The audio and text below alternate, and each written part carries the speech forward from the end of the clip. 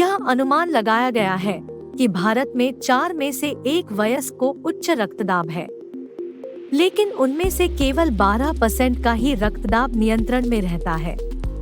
उच्च रक्तदाब ए silent killer. विशिष्ट रूप से उच्च रक्तदाब के कोई लक्षण नहीं होते हैं, लेकिन इससे कार्डियोवैस्कुलर सिस्टम को क्षति पहुंचती है। जब रक्त कार्डियोवैस्कुलर से बहुत तेजी से आगे बढ़ता है, तो इससे धमनियों और साथ ही हृदय की मांसपेशियों को क्षति पहुंच सकती है। रक्तदाब से शरीर में अन्य रोग हो सकते हैं। उच्च रक्तदाब क्या होता है? हाइपरटेंशन, जिसे उच्च रक्तदाब भी कहा जाता है, एक दीर्घकालिक चिकित्सा दशा है जिसमें रक्त वाहिकाओं में रक्त का दबाव निरंतर उच्च बना रहता है। जब सिस्टोलिक रक्तदाब 140 mmHg से अधिक और डायस्टोलिक रक्तदाब 90 mmHg से अधिक होता है, तो उसे उच्च रक्तदाब के रूप में निदान किया जाता है। वे उच्च रक्तचाप के 4 चरण हैं। अगर सिस्टोलिक ब्लड प्रेशर 130 से कम और डायस्टोलिक 85 से कम है, तो इसे नॉर्मल स्टेज माना जाता है। यदि सिस्टोलिक 130-139 के बीच है और डायस्टोलिक 85 से 89 के बीच है, तो इस चरण को उच्च सामान्य के रूप में वर्गीकृत किया गया है। यदि सिस्टोलिक 140 से 159 के बीच है और डायस्टोलिक 90 से 99 के बीच है, तो इस चरण को ग्रेड 1 उच्च रक्तचाप के रूप में वर्गीकृत किया गया है। यदि सिस्टोलिक 160 से अधिक या इसके बराबर है और डायस्टोलिक 100 से अधिक या इसके बराबर है, तो इस चरण को ग्रेड 2 उच्च रक्तचाप के रूप में वर्गीकृत किया गया है। उच्च रक्तदाब के जोखिम कारक।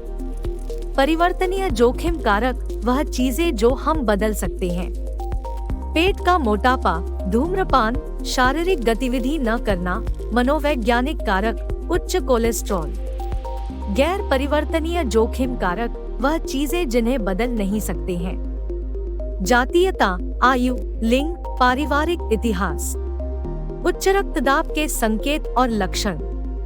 गंभीर सिरदर्द, नाक से रक्तस्राव, थकान या भ्रम, नजर संबंधी समस्याएं, सीने में दर्द, सांस लेने में कठिनाई, अनियमित हृदय की धड़कन, मूत्र में रक्त, उल्टी करना। उच्च रक्तदाब के प्रकार। प्राथमिक उच्च रक्तदाब, द्वितीयक उच्च रक्तदाब, गर्भावस्था उच्च रक्तदाब, अनियंत्रित उच्च रक्तदाब। उच्च रक्तदाब का पता लगाने का एकमात्र तरीका रक्तदाब को मापना है।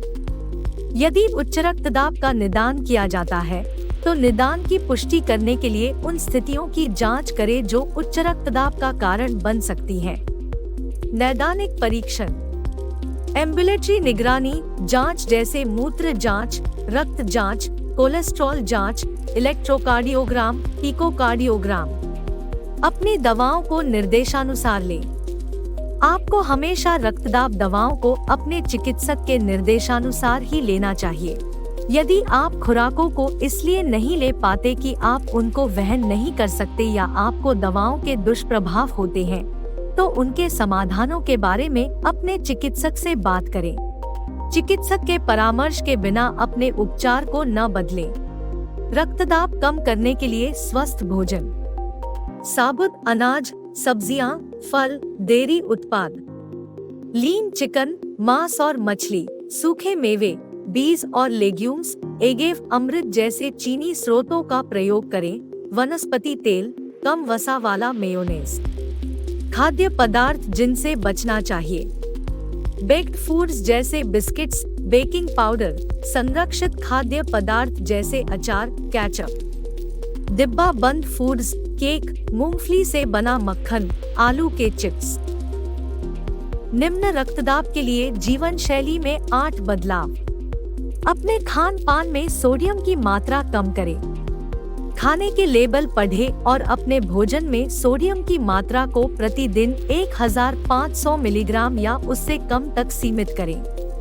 यह रक्तदाब को 5 से 6 mmHg तक कम कर सकता है। नियमित रूप से शारीरिक गतिविधि करें।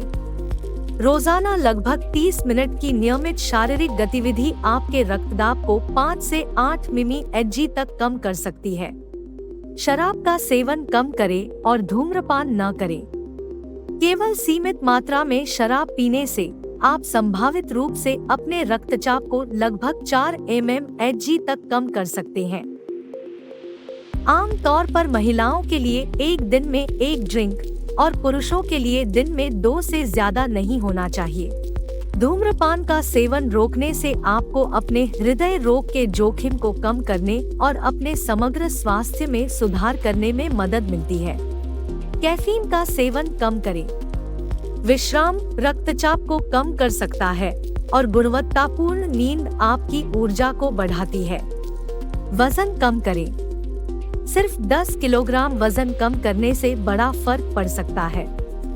डॉक्टर की सलाह लें और अपने रक्तदाब की जांच करें। सहायता प्राप्त करें। परिवार और मित्रों के सहयोग से आपको अपने स्वास्थ्य में सुधार करने में सहायता मिल सकती है। उच्च रक्तदाब के लिए योगासन, उत्तानासन, विपरीत करणी, सेतुबंधासन, अधोमुख श्वानासन, शवासन।